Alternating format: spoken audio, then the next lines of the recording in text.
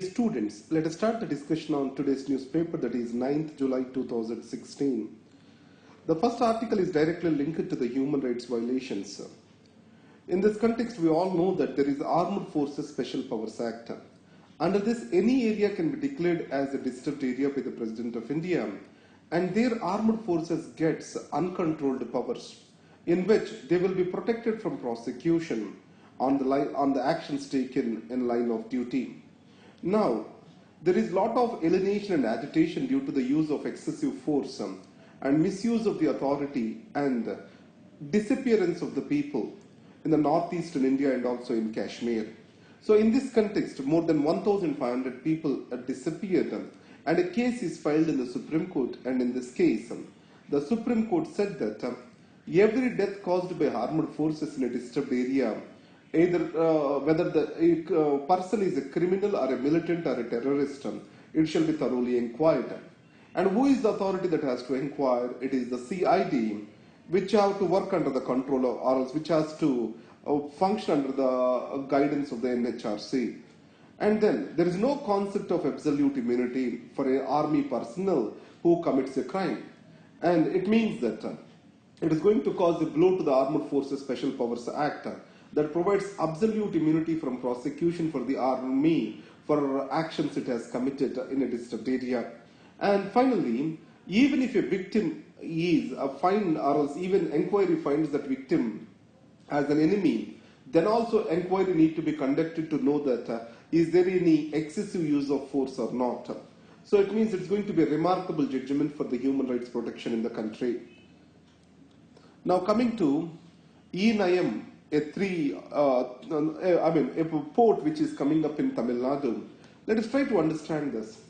So Union Cabinet has recently approved a new port at E-Nayam near Kolachal. The major challenges over here is, one is viability. We are spending more than around 30,000 crores on this particular port. So in this context, within the 40 kilometers of distance, we have another port that is Vizhinjam in Kerala. So both of them are of one same kind of ports, which are container ports. So in these circumstances, transshipment container ports, how far they will attract the necessary weight or workload in the global slowdown era. And the second thing is, hinterland connectivity is very important for the ports to function. And the third thing, the container shipping demand is coming down in the global slowdown. And finally, the business model is based on public-private partnership, where certain part is being developed by the government and maintenance of the berths is by the private individuals. Obviously, in these circumstances, there are always conflicts in the sharing of revenue. So these challenges need to overcome in these circumstances.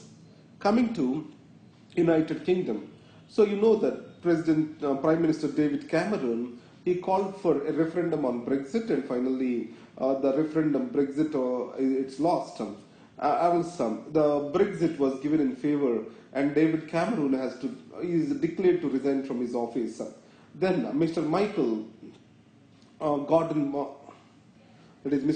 Gove and Boris Johnson from Conservative Party did not get the nomination. And finally, two women are in race, that is Theresa May, who has supported the Remain camp, and Mr. Andrea Leadsom, who has supported the Exit camp. Both of them are in the race for the Prime Minister. After the Margaret Thatcher, a woman Prime Minister is going to come for UK. Now coming to Article 377 of the Constitution.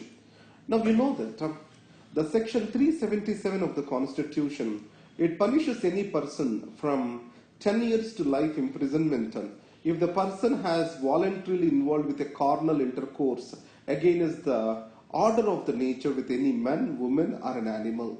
So it means it is criminalizing the sexual identity and gender orientation of an individual. So in this case, the Supreme High Court, it has declared Article 377 as violative of the Constitution. But Supreme Court of India, quashing this judgment, it has clearly stated that in Suresh Kaushal versus Nas Foundation case, it has stated that the Section 377 still has its validity, and in that way it has questioned very rights of sexual choices by the LGBTs. So in this context, in the last week, India abstained for voting in UN Human Rights Council on a resolution for the creation of an independent expert on sexual orientation and gender identity.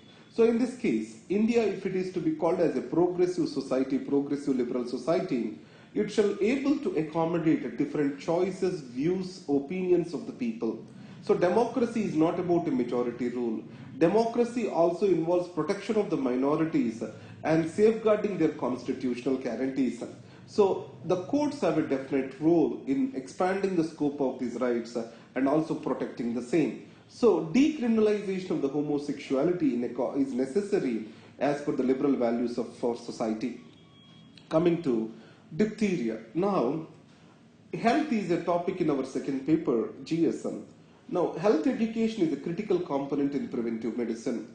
So, in this context, the prejudices, cultural context, and also propaganda, all these have a clear impact. Especially vaccination is very critical for the preventive aspect of a disease. In this context, the propaganda against vaccination, it is going to create or impact the child worst, and it's going to affect the healthcare outcomes of the country. So in this context, we talk about diphtheria. So the diphtheria can be easily curable or preventable with a vaccination. But however, in Kerala, in two of the districts, that is Kozhikode and Malappuram, the propaganda of the religious institutions and also alternative medicine practitioners is causing the death of the children. So that's why health education needs to be prioritized in these areas. Now coming to corruption, the Central Vigilance Commission, CVC, here Mr. K.V. Chaudhary said that the education against the corruption need to be imparted from early stages, and also ethical values, etc., need to be imparted as a part of education. And CVC is in consultation with the Human Resources Ministry on this part. And now, June, the monsoons did not arrive as expected, but the July is showing a good monsoon, and already the pulses, sowing of the pulses has started. So it means it's a very welcomable sign to India, and the acreage under the pulses also has increased. Now, Prime Minister Modi is visiting 4 nations, that is Mozambique, Tanzania, South Africa, and Kenya.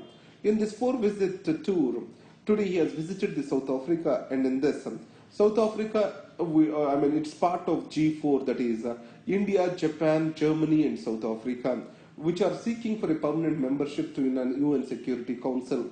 And also they are very critical components in the South-to-South cooperation. And they're also historically connected through Gandhiji. And there is a lot of expat community from Indian side in South Africa.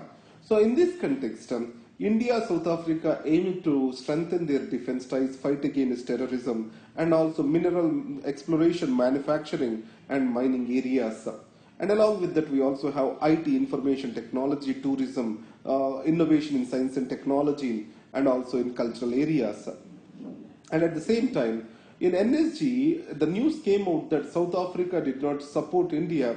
But however, whatever the meetings in NSG are secret meetings, Prime Minister Modi thanked the South African leader Zuma on cooperating or recommending India for NSG membership. So these are the articles for today. Thank you very much.